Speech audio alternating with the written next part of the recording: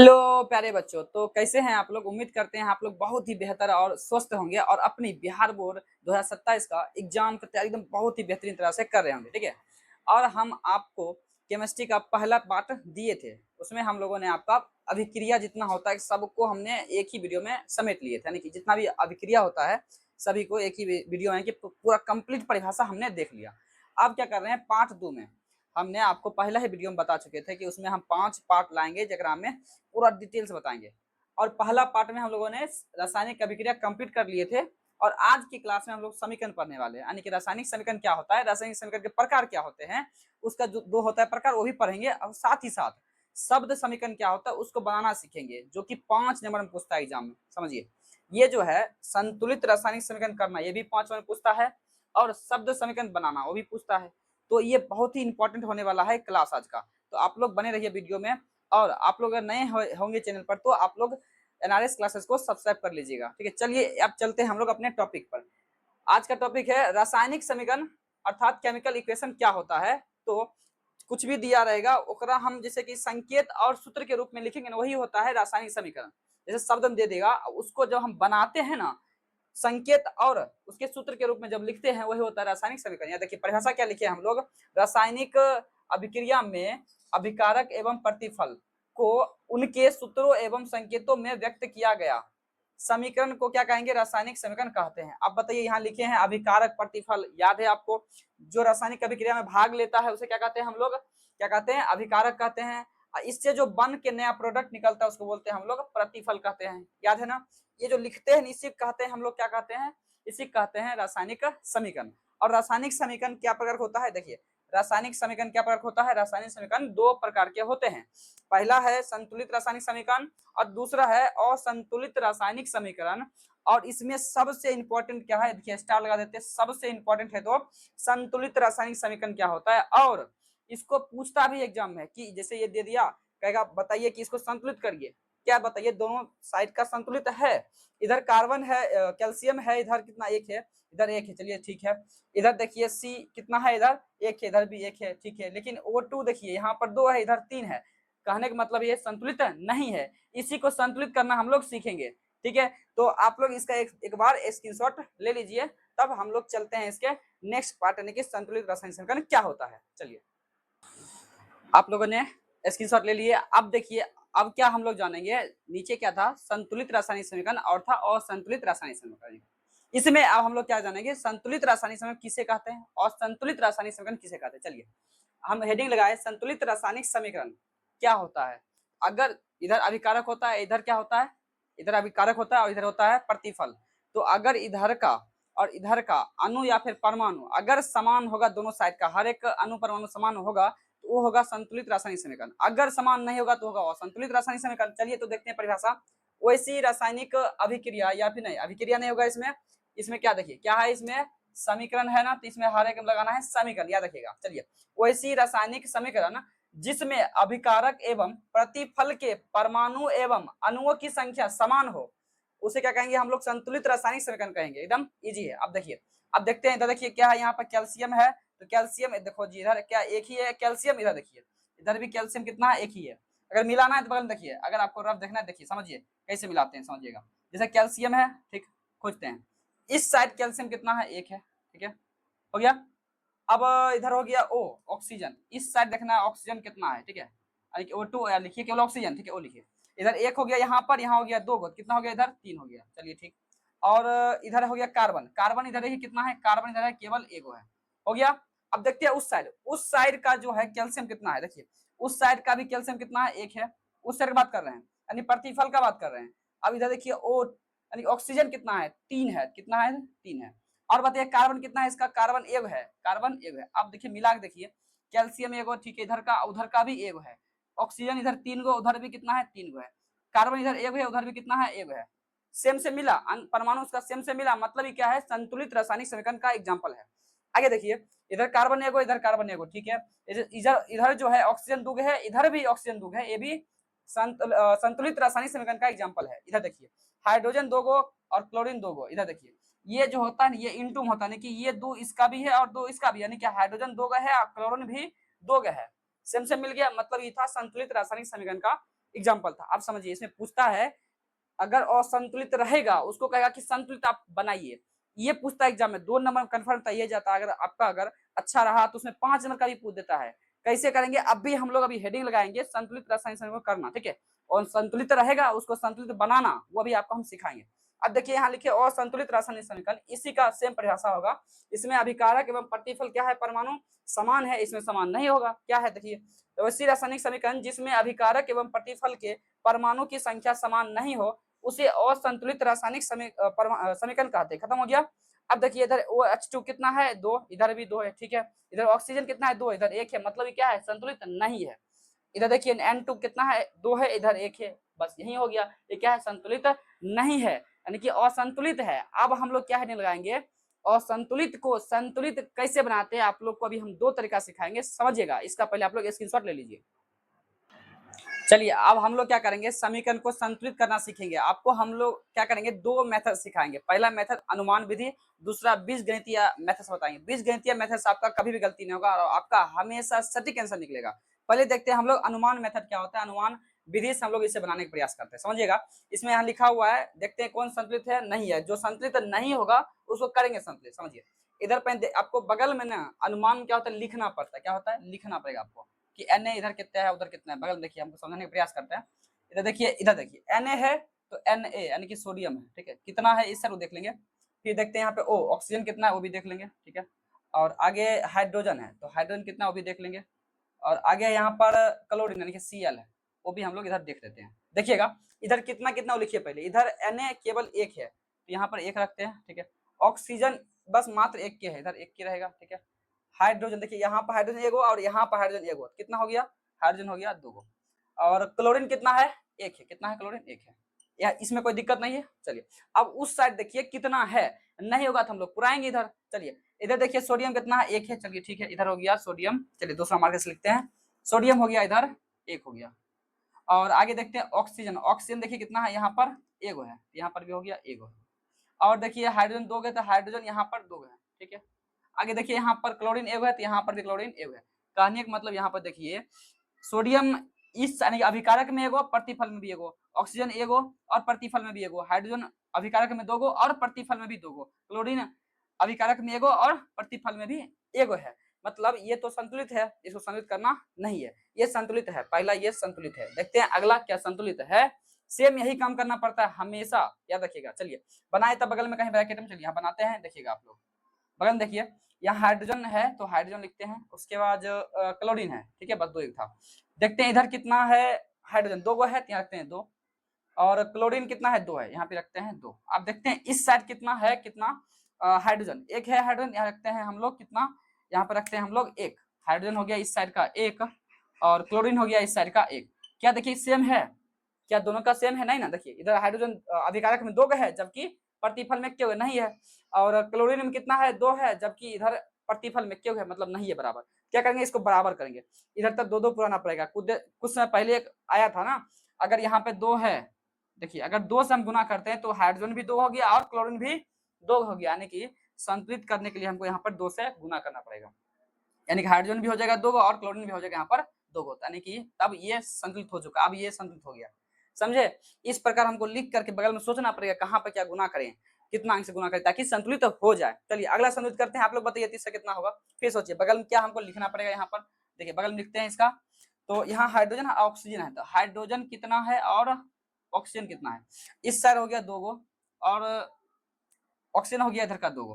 अब देखते हैं इसका प्रतिफल कितना है। प्रतिफल यानी कि इसका इस साइड का हाइड्रोजन कितना है 2 है। चलिए इधर हो जाएगा कितना 2 हो जाएगा, ठीक है। सेम सेम है। और देखिए यहाँ पर देखिए कितना है, यानी कि ऑक्सीजन कितना है यहाँ पर, कितना है बताइए तो 1 है। कितना है यहाँ पर 1 है, 1 हो गया। अब देखिए क्या कर सकते हैं हम लोग, समझिएगा। देखिए यहाँ पर इस साइड का हाइड्रोजन मेरा सेम सेम पूरा हुआ है, ठीक है। बट ऑक्सीजन यहाँ पर नहीं पूरा है तो क्या कर सकते हैं हम लोग वो समझिए पहले। आप संतुलित करने के लिए क्या कर सकते हैं हम लोग, समझिएगा। तो अगर यहाँ पे हम 2 से गुना करते हैं, कितना से मल्टीप्लाई करते हैं 2 से, समझिए। यहाँ पे 2 गुना होगा कितना होगा 4 हो जाएगा हाइड्रोजन। तो मेरे पास 4 हाइड्रोजन पुराना भी होगा। यहाँ पे H2 2 है तो अगर यहाँ 2 देंगे तो 2 दूनी 4 हो जाएगा। नहीं हाइड्रोजन इधर 4 गो, इधर भी 4 हाइड्रोजन हो चुका है। अब देखते हैं ऑक्सीजन, इधर 2 है और ये 2 से जब गुना होगा तो यहाँ पर कितना होगा 2 होगा। यानी कि यहाँ पर जो ऑक्सीजन हो गया 2 गो और इधर भी ऑक्सीजन हो गया 2 गो। और 2 जब इससे गुना होगा तो हो जाएगा 4, यानी कि हाइड्रोजन हो गया 4, इधर भी हाइड्रोजन हो गया 4, यानी कि ये हो गया हम लोग का संतुलित कंप्लीट। ठीक है, समझिए फिर से, दोनों 4 हो जाएगा, यानी कि हाइड्रोजन यहाँ हो जाएगा 4 और ऑक्सीजन इधर हो गया 2। ठीक है, और इस साइड का 2 दूनी 4, यानी कि हाइड्रोजन भी हो जाएगा यहाँ पर 4 और ऑक्सीजन, ये जो है ना मल्टी, ये आगे में जो होता है गुना सभी में होता है, याद रखिएगा। 2 से गुना होगा ओ में तो हो जाएगा यहाँ पर ओ, यानी कि हो जाएगा 2 हो जाएगा, कितना हो जाएगा ये 2 हो जाएगा, सेम से मिला, यानी कि ये हम लोग का संतुलित हो चुका है। अब एक लास्ट है, इसको संतुलित करते हैं। देखिए यहाँ पर हमने यहाँ 2 से पहले मल्टीप्लाई कर चुके हैं, यहाँ मिटाते हैं। देखिए यहाँ N2 2 है, इसको 2 करना है, 2 से मल्टीप्लाई करिए तो इधर N यानी कि हो गया 2 और यहाँ पर भी N यानी कि नाइट्रोजन हो गया 2। यहाँ पे देखिए 3 दूनी कितना होगा 6, यहाँ पे 2 तिया हो जाएगा 6, यानी कि हाइड्रोजन भी पूर गया, यानी कि नाइट्रोजन भी 2 हो गया और हाइड्रोजन भी 6 हो गया, यानी कि ये हम लोग का संतुलित हो चुका है। अब हम दूसरे मेथड से करेंगे, बीजगणितीय मेथड, ये बहुत ही इंपॉर्टेंट है, आप लोग समझिएगा जरूर। चलिए इसका स्क्रीनशॉट आप लोग ले लीजिए। आप देखिए बीजगणितीय मेथड क्या होता है, समझिएगा गौर। चलिए एक हम उदाहरण ले रहे हैं, इसको हम बहुत ही बेहतर ढंग से आपको समझाएंगे। ठीक है, समझिएगा। इसमें करना क्या होता है, पहले कोई भी दिया रहेगा यहाँ पर समीकरण, ठीक है, यहाँ दिया रहेगा समीकरण, और इसमें हम लोग को पहले पे देखना है संतुलित है या असंतुलित है। ठीक है, सल्फर इधर एगो है, इधर एगो है, ठीक, ऑक्सीजन इधर 2 है, उधर केवल 1 के लो, यहीं पे हो गया असंतुलित। अब इसको संतुलित करने का तरीका समझिएगा, कैसे करेंगे समझिए। आपको जो है इसके आगे में कुछ मानना होगा जिसका नाम हम रखेंगे ए, और इसके आगे में रखना होगा ए के बाद क्या होगा बी, और इसके बाद बी के बाद क्या होगा सी, यहाँ मानना होगा सी, और सी के बाद होगा यहाँ पर डी। ऐसे करके आपको मानना पड़ेगा और इसी का मान हम निकाल के रख देंगे, यानी कि ए बी सी डी का मान निकालेंगे और रख देंगे। और आप लोग थोड़ा बहुत भी मैथ जानते हैं तो आपसे बन जाएगा। ठीक है, समझिए आपका यहाँ पर पहले यहाँ सल्फर है, सल्फर ऐसे करिए और आप बराबर दीजिए। बराबर देने के बाद अब सोचिए सल्फर यहाँ पर कितना है, यहाँ पर देखिए सल्फर ए में देखिए कितना सल्फर है, ए में कितना सल्फर है, एक ही सल्फर है तो ये होगा ए। ठीक है, अब यहाँ प्लस है, प्लस देंगे। ठीक है, और देखेंगे सल्फर है तब, नहीं तो बराबर का चिन्ह आ जाएगा इसके लिए। ठीक है, नहीं तो आप लोग यहाँ से ऐसे करिए कि एस के यानी कि सल्फर के लिए ऐसा कुछ हम बना रहे हैं, यहाँ पर समीकरण समझिएगा। यहाँ से ए हो गया यानी कि एस एक है, इसलिए केवल ए आया। अब देखिए आगे, देखिए यहाँ पर सल्फर कितना है, 21, देखिएगा 21 सल्फर है, इसलिए प्लस प्लस आएगा और बी 21 रहेगा यहाँ पर। अब देखिए यहाँ दीजिए बराबर, बराबर यानी कि इस पार के लिए होगा सल्फर, याद रखिएगा। फिर समझिए ए है, सल्फर कितना है 21 है, इसलिए ए आया। यहाँ पर सल्फर कितना है 21, इसलिए बी केवल 21 आया है। अब प्लस है इसलिए प्लस दे दिए, अब बराबर देंगे यहाँ पर। अब देखना है कि यहाँ पर सल्फर कितना है। ठीक है, सल्फर यहाँ है 21 सल्फर है, लेकिन सी है तो एक सी हो जाएगा, नहीं सी होगा केवल। अगर यहाँ रहता और सल्फर तो प्लस देके यहाँ पर डी लिखते, समझे। इतना हो गया। अब आगे बढ़ते हैं, आगे कौन सा इसमें आएगा वो देखिएगा।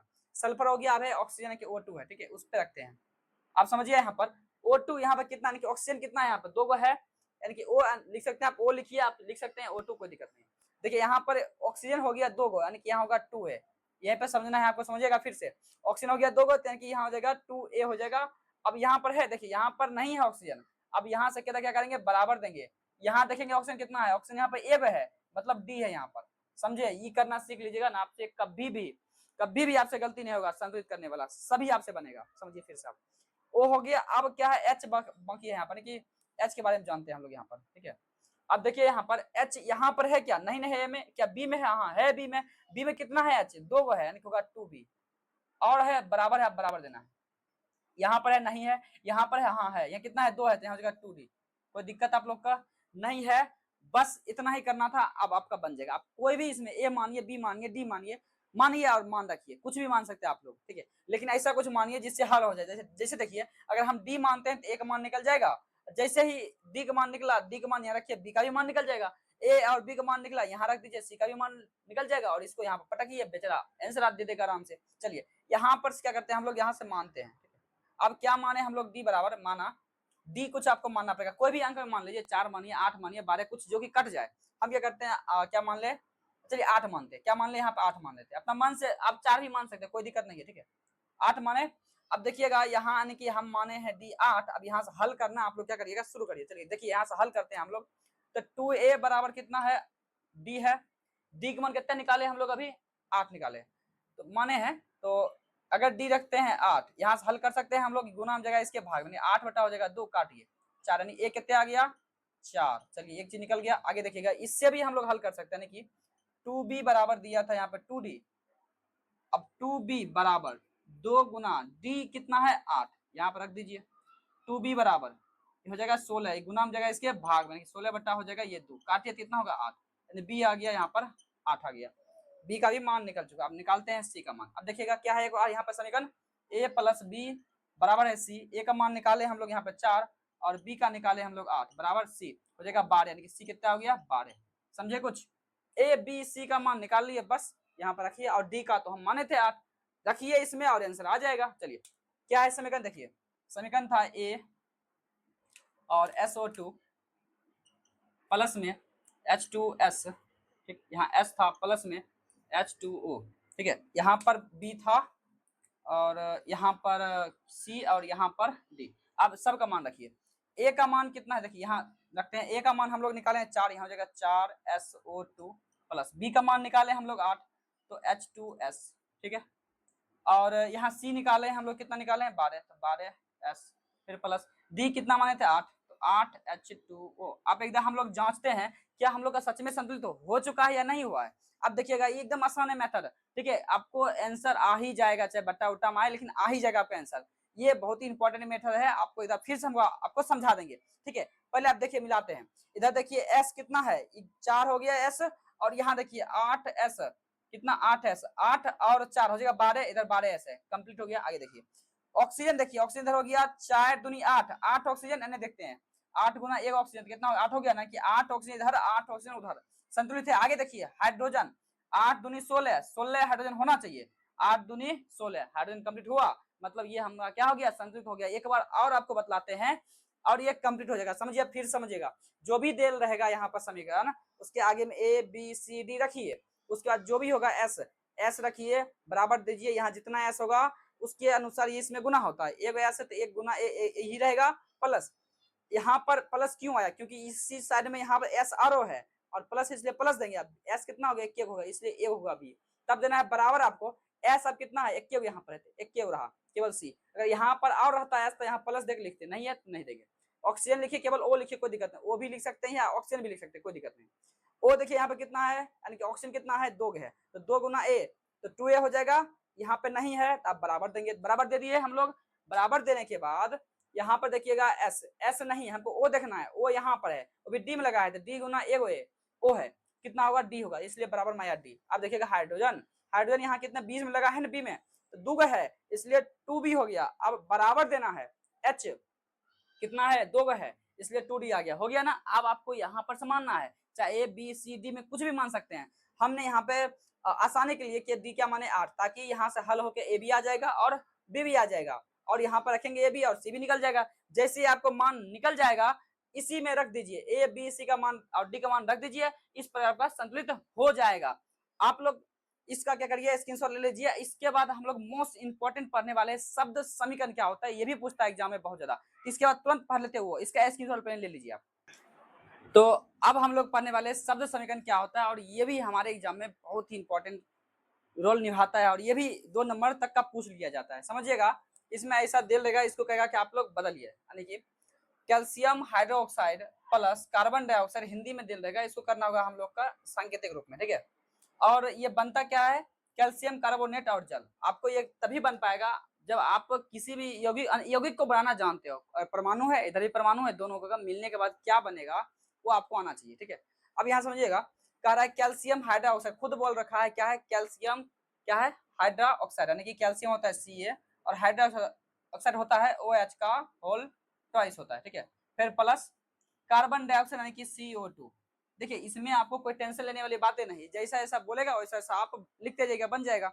देखिए खुद कहा है कैल्शियम हाइड्रोक्साइड लिख दिए, कहा है कार्बन डाइऑक्साइड वो भी लिख दिया, और ये रिएक्शन कर क्या बनाएगा हमको नहीं सोचना है, खुद लिखा हुआ है, बस ये चीज लिखना है हमको, बस लिखना आना चाहिए। कैल्शियम कार्बोनेट ऐसे होता है Ca, कार्बोनेट लिखते हैं CO3, हो गया calcium carbonate, plus H2 and जल होता है H2O। लीजिए आपका ये तैयार है, पहला एग्जाम्पल ये तैयार है, पहला और ये दूसरा था। चलिए हम लोग अब दूसरा देखते हैं, आप लोग बताइएगा दूसरा कैंसर क्या आने वाला है। देखिए बेरियम क्लोराइड होता है Ba और होता है Cl। देखिए Ba मतलब होता है बेरियम, Cl मतलब होता है क्लोराइड। अब देखिए इसका जो होता है संयोजकता जो लास्ट का होता है, इसमें होता है 2, इसमें होता है 1, 1 आएगा इसके नीचे, 2 आएगा इसके नीचे, यानी कि इसके नीचे हो जाएगा BaCl2 हो जाएगा, ये आपको आना चाहिए। फिर प्लस देखिएगा पोटेशियम इसका होता है K और सल्फेट SO4 क्या होता है SO4। अब देखिएगा पोटेशियम का होता है 1 और SO4 का होता है संयोजकता 2, इसका संयोजकता इसके नीचे यानी कि हो जाएगा K2, इसका होता है एक, इसके नीचे आएगा एक, नहीं दिखाते, बन गया ये। अब ये रिएक्शन होगा, बनेगा क्या और समझिए, कह रहा है बेरियम सल्फेट, तो बेरियम सल्फेट Ba हो जाएगा और इसका हो जाएगा SO4। आप समझिएगा, अभी बताए थे कि Ba का होता है संयोजकता कितना, 2 होता है, ये आएगा इसके नीचे में, ठीक है। और SO4 का भी होता है संयोजकता 2 होता है, ये आएगा इसके नीचे में आएगा, ठीक है। मतलब Ba का भी संयोजकता 2 और इसका भी संयोजकता 2, दोनों हट जाएगा, यानी कि ना ही इसके नीचे आएगा ना ही इसके नीचे आएगा, सेम सेम हट जाता है। फिर आगे देखिए क्या कह रखा है, पोटेशियम क्लोराइड, पोटेशियम क्लोराइड में पोटेशियम हो जाएगा K और क्लोराइड का हो जाएगा Cl, इसका भी एक, इसका भी एक, तो नहीं लिखिए, हो गया ये, यानी कि ये बनके तैयार है। बट हमको इसमें क्या करना है, संतुलित करना है, तो मिला लेते हैं इधर, Ba इधर एगो है, इधर भी एगो है, इधर Cl2 दो है, इधर Cl2 दो नहीं है, तो यहाँ पे 2 दे दीजिए, हो गया। अब K2 इधर 2, इधर भी K2 2 हो गया, SO4 इधर एगो, इधर भी हो गया SO4 एगो, यानी कि इस प्रकार हम लोग का ये शब्द समीकरण कंप्लीट हो चुका है। यानी कि इस पार्ट 2 में हम लोग क्या क्या पढ़े, इधर रिवीजन कर लेते हैं। हम लोगों ने इसमें आज जाना है रासायनिक समीकरण क्या होता है। रासायनिक समीकरण का 2 प्रकार होता है, संतुलित रासायनिक समीकरण और दूसरा होता है असंतुलित रासायनिक समीकरण। और असंतुलित रासायनिक समीकरण को संतुलित कैसे करते हैं ये भी जानना सीख लिए हैं, और ये बहुत इंपॉर्टेंट है। और साथ ही साथ हमने क्या जाना कि शब्द समीकरण क्या होता है, ये सब जान लिए। अगर आपको वीडियो अच्छा लगे तो आप इस वीडियो को ज्यादा से ज्यादा शेयर करिएगा, ठीक है। तो मिलते हैं इसके पार्ट 3 वाले वीडियो में। Thank you.